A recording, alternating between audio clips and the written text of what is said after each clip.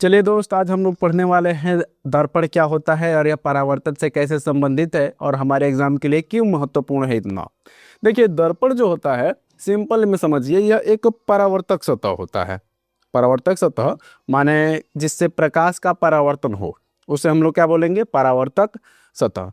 तो दर्पण क्या होता है? परावर्तक सतह है, यानी कहने का मतलब दर्पण प्रकाश का परावर्तन करता है। और क्या करता है? यह वस्तु का स्पष्ट प्रतिबिंब बनाता है। आप अपने घर में अपना चेहरा देखते हैं, चेहरा किस में देखते हैं? शीशा में ही देखते हैं, थाली में तो देखते नहीं होंगे, शीशा में देखते हैं। शीशा में देखते हैं तो आपको जो फोटो उसमें दिखाई देता है वह कैसा दिखता है? धुंधला दिखता है या फिर साफ? उम्मीद करते हैं साफ ही दिखता होगा, सबको साफ दिखाई देता है। तो आप यह बताइए कि जिस वस्तु से प्रकाश का परावर्तन हो रहा है और उसमें जो प्रतिबिंब है स्पष्ट दिखाई दे रहा है और वह प्रकाश का परावर्तक भी है, तो उसको हम दर्पण नहीं कहेंगे तो और क्या कहेंगे?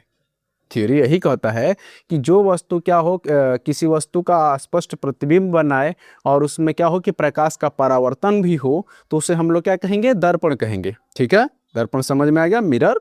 अब चलिए, मिरर के दो प्रकार होते हैं। मिरर दो प्रकार का होता है, एक होता है समतल दर्पण और एक होता है गोलीय दर्पण। सॉरी, गोलीय दर्पण।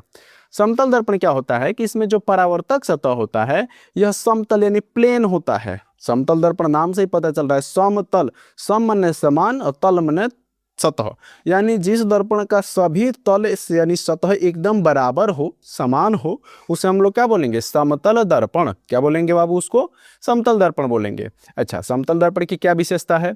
तो जितना दूर वस्तु रहेगा उतना ही अंदर दर्पण के प्रतिबिंब बनेगा। माने समझिए, आप जितना दूर शीशा से रहेंगे तो प्रतिबिंब शीशा के अंदर उतना ही दूर बनाएगा। समझे? ठीक। दूसरा बात समझिए, जितना बड़ा वस्तु रहेगा उतना ही बड़ा उसमें प्रतिबिंब बनेगा। जितना बड़ा वस्तु रहेगा और समतल दर्पण द्वारा उतना ही बड़ा प्रतिबिंब बनेगा। अच्छा, जितना बड़ा रहेगा उतना बड़ा बनेगा। ठीक। और जितना दूरी पर रखेंगे उतना अंदर बनेगा, यानी प्रतिबिंब की दूरी और वस्तु की दूरी बराबर होगी। और प्रतिबिंब जो होगा वह कैसा होगा?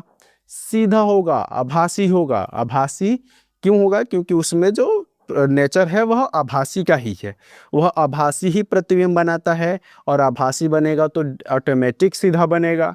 ठीक। एक कंडीशन और है जिसमें समतल दर्पण की विशेषता है, जिसमें आप देखिएगा, आप कभी भी एक दर्पण लीजिएगा जिसमें आप चेहरा देखते हैं, उस दर्पण के सामने एक कागज पर आर बनाकर ऐसे रख के देखिएगा कि आखिर उसका फोटो कैसे दिखाता है।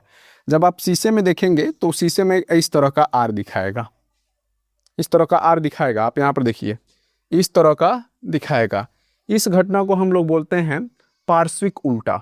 पार्श्विक रूप से अवतल जो समतल दर्पण होता है यह प्रतिबिंब को पार्श्विक रूप से क्या कर देता है? उल्टा कर देता है। ठीक।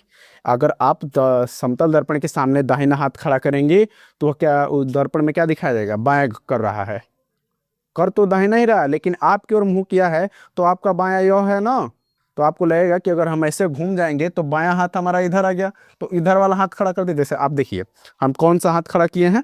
दाहिना। ठीक। अगर हम ऐसे घूम जाएं, ठीक, अब यहाँ हमारा बायां हाथ इधर आ गया और वह जो दर्पण होता है इसी तरीके का प्रतिबिंब बनाता है। तो आपको लगेगा कि यह जो बायां वाला हाथ है वह उठाया है, अगर उसको हम ऐसे घुमा दे तो दायां हो जाएगा। ठीक। तो आप इतना बात समझिए कि जो समतल दर्पण होता है वह वस्तु का क्या करता है? प्रतिबिंब तो बनाता है लेकिन पार्श्विक रूप से उल्टा बनाता है।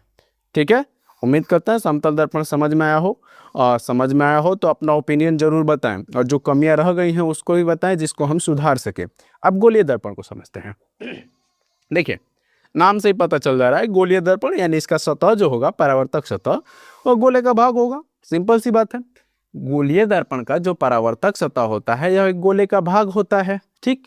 और यह जो गोले का भाग होता है यह किसी खोखला गोला होता है। गोलीय दर्पण मुख्यतः दो प्रकार का होता है, एक होता है अवतल दर्पण और एक होता है उत्तल दर्पण। अब अवतल दर्पण उत्तल दर्पण का क्या फंडा है? तो देखिए, अवतल दर्पण जो होता है उसका परावर्तक सतह अंदर की ओर धंस जाएगा। क्या हो जाएगा? अंदर की ओर धंस जाएगा। और उत्तल दर्पण जो होगा उसका परावर्तक सतह बाहर की ओर उभर जाएगा। जैसे आप कम खाइएगा तो पेट अंदर सटक जाएगा, तो क्या होगा? अवतल का आकार ले रहा है, यानी अंदर धंसते जा रहा है। और ढेर खा लीजिएगा तो पेट बहरी आ जाएगा। तो किसका आकार ले रहा है? उत्तल का आकार ले रहा है। ठीक, तो जिसका परावर्तक सतह अंदर की ओर धंसा हो तो उसे अवतल, और जिसका उभरा हो उसे हम लोग क्या बोलेंगे? उत्तल। आप इसका डायग्राम देखिए, यहाँ पर क्या है? यह अवतल दर्पण है। अच्छा, आपको यह बता दें कि ये जो हम ऐसे करके बना रहे हैं यह क्या है? पेंट कर रहे हैं। और यहाँ पर यह जो हिस्सा है यह क्या है? परावर्तक सतह है।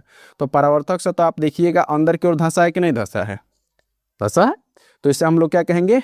अवतल दर्पण कहेंगे। उत्तल दर्पण में क्या होता है? इसका डायरेक्ट अपोजिट होता है, यानी परावर्तक सतह उभरा हुआ होगा। परावर्तक सतह कैसा होगा? उभरा हुआ होगा, यानी पेट बिगले होगा। जैसे मोटा आदमी को देखिएगा, निकला हुआ होता है, पेट निकला हुआ होता है, तो क्या हो गया है? वह उत्तल का आकार ले लिया है। और जिसको पतला है, जो कम खाता पीता है, उसको सटक गया होता है, उसको क्या होता है? अवतल का आकार ले लिया है। तो आपको समझ में आया होगा कि उत्तल दर्पण का परावर्तक सतह उभरा हुआ होगा और अवतल दर्पण का परावर्तक सतह धंसा हुआ होगा। देखिए, अवतल दर्पण जो है वास्तविक प्रतिबिंब बनाता है और आभासी प्रतिबिंब भी बनाता है। उत्तल दर्पण सिर्फ आभासी प्रतिबिंब बनाता है। एक इसका क्या है? अपवाद है, जिसमें क्या होता है कि यह भी वास्तविक प्रतिबिंब बनाता है, जिसको बहुत जगह पर नहीं बताया जाता है। लेकिन जब हम प्रतिबिंब बनाना बस सिखाएंगे तो आपको वहाँ पर जरूर बताएंगे कि उत्तल दर्पण जो है यह वास्तविक प्रतिबिंब कब और कैसे बनाता है। ठीक, अब आप इसमें जो भी कमियां हो आप इसको ऐसे लिख लीजिए। ऐसे यही नोट्स है, इसमें नोट्स में ज़्यादा नहीं लिखा जाता, थोड़ा लिखिए, लेकिन एकदम क्रिस्प लिखिए कि याद हो जाए। ठीक, तो उम्मीद करते हैं आपको समझ में आया होगा, और जो कमियां रह गई है आप उसको जरूर कमेंट में बताइएगा, हम उसको सुधारने का प्रयास करेंगे। तब तक के लिए धन्यवाद, फिर मिलते हैं अगले वीडियो में।